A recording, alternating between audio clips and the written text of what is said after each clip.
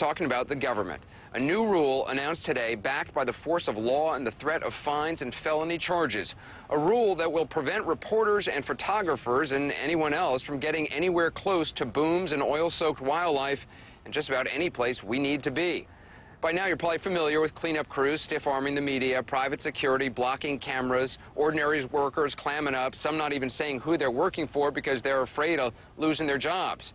BP has said again and again that's not their policy, yet again and again it has happened. We've seen it. But that's BP. Now the government apparently is getting in on the act, despite what Admiral Thad Allen promised about transparency just nearly a month ago. Here's what he said back then. I have put out a written directive, and I can provide it for the record, that says the media will have uninhibited access anywhere we're doing operations, except for two things: if it's a security or a safety problem. That is my policy.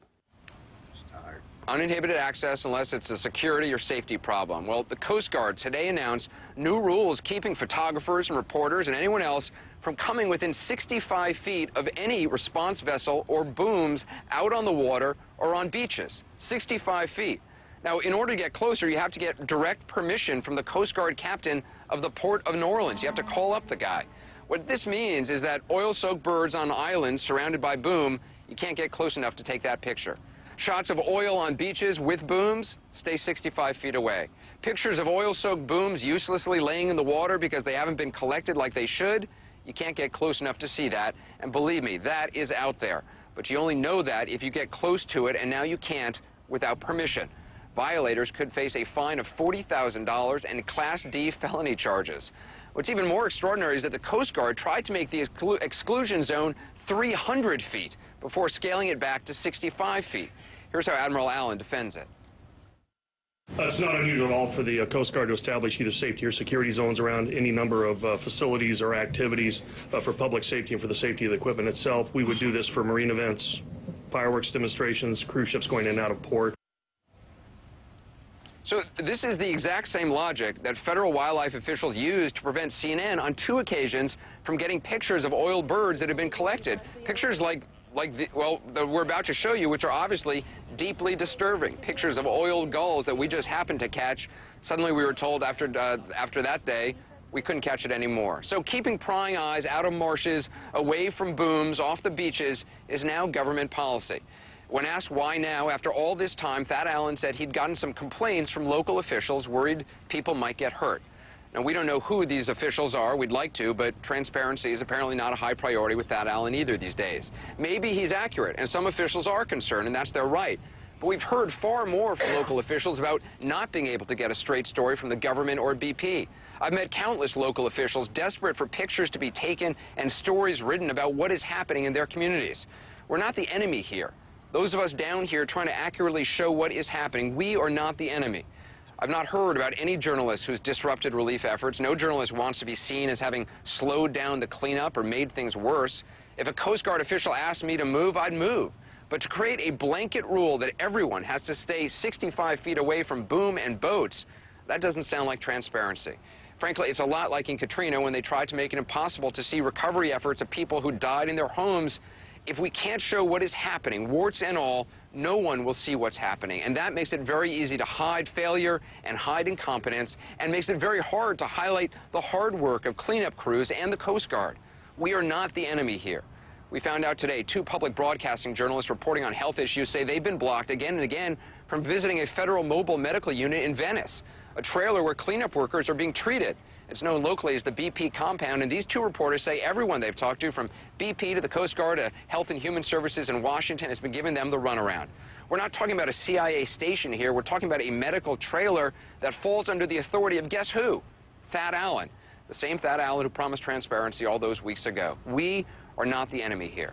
With us now, 2 parish presidents, Billy Nungesser of Plaquemines Parish and Craig Tafaro, Jr. of St. Bernard. Thanks very much for being with us. What do you make of this 65-foot rule, Billy? You know, instead of spending time picking up the oil, getting more skimmers, I'm blown away. You know, does this mean if I'm out or one of the fishermen's out and sees a pelican, he fears he's going to be fined or arrested, so he doesn't go into that area? The only boom that's been disturbed has been because we have the wrong type of boom, or they put it down wrong, or the winds have blown it up into the marsh. And you can only see that if you actually get within, say, 5 feet, maybe 10 feet of that boom, and you see, oh, look, that's oil-soaked boom that should have been picked up weeks ago. I see why now we don't have the equipment we need. We're spending more time trying to come up with a reason why to keep people away instead of coming up with equipment and deploying. We've got that large ship sitting in Venice. Breaks my heart. This is a huge skimming vessel. And still red tape keeps it there. Maybe if they spent more time getting things like that deployed to pick up the oil, they wouldn't have to worry about blocking access from the media. This is crazy. I'm not calling the Port of New Orleans, and anybody who wants to come down to Plaquemines Parish, we'll take you right up to show you the birds. I don't give a care about their rule. We're going to fix the boom, we're going to suck up oil, and we're going to do our job, and we're going to let the media have access. If we did our job and did the right thing, the news you'd be reporting would be good news. You'd be showing marsh being cleaned. You'd be showing the things.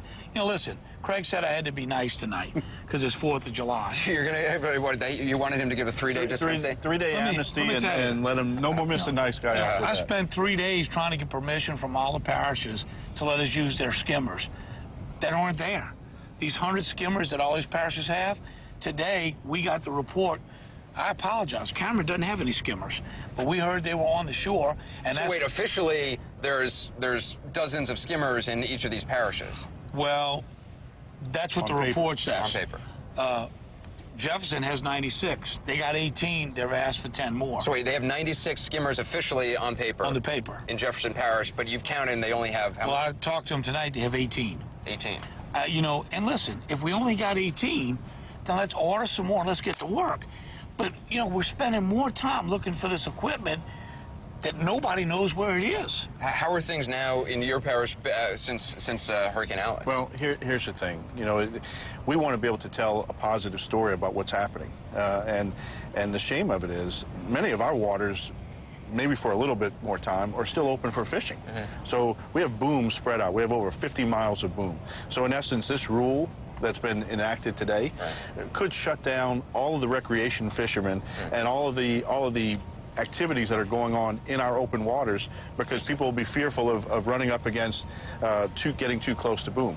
That's not what we do in St. Bernard Parish. We operate from a standpoint of we want our story to be told. I also haven't heard of anyone, recreational fishermen or anyone going out there trying to run over a boom. I mean, everybody here is in the same boat, literally, and wants this thing. Who made the complaint? Right. Well, yeah, that's what official? I've talked to. We talked to all of them.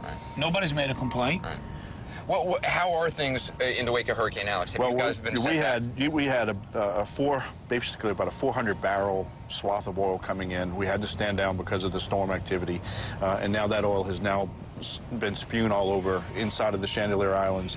We have Brush Island again inundated, and we're going out again tomorrow to start cleaning it up. We have a whole colony of birds now that have been affected and now all damaged. So we have to go back out, basically start over. One of our issues is that we have to get assets that can fight this oil in open water. Look, skimming vessels you're talking Skimming about. vessels. Absolutely. We are going to have a storm pattern from now until September. It is incredible that we are still on day 70, whatever, 2, 3, yeah. this is that we're still talking about getting skimming vessels when they were talking weeks ago and months ago, frankly, about this is a worst case scenario. We got all hands on deck. We made the call for everything. If we had half the equipment that I've seen on paper physically out there, we'd have a fighting chance. What's actually out there in the water, we don't have a prayer. We're fighting. We got fishermen out there tonight with lights sucking up oil. This is crazy. We're fighting against now the Coast Guard. I mean, when are we going to get a team down here on our side that sits side by side and say, let's go out there and see what's out there. Let's put everything out there we can. Look, I told the vice president, I said, you have a very short window. We're losing and you're losing. It's not too late to turn this around. Yeah. But you know what? Saying words like war and kick butt, saying it don't mean diddly unless you do it. And they better be somebody on the ground out here to do it. We can't keep having the local guys, even the local guys from BP, the local Coast Guard personnel, that when they get here and they get engaged, they understand it and they get it. And they're working hard. We can't keep handcuffing those guys. They walk away, actually, when they rotate out, they walk away brokenhearted because they know what's going on and they can't say, man, we're really messing up because we don't get the support from up top. it starts to trickle in, and then all of a sudden something stops.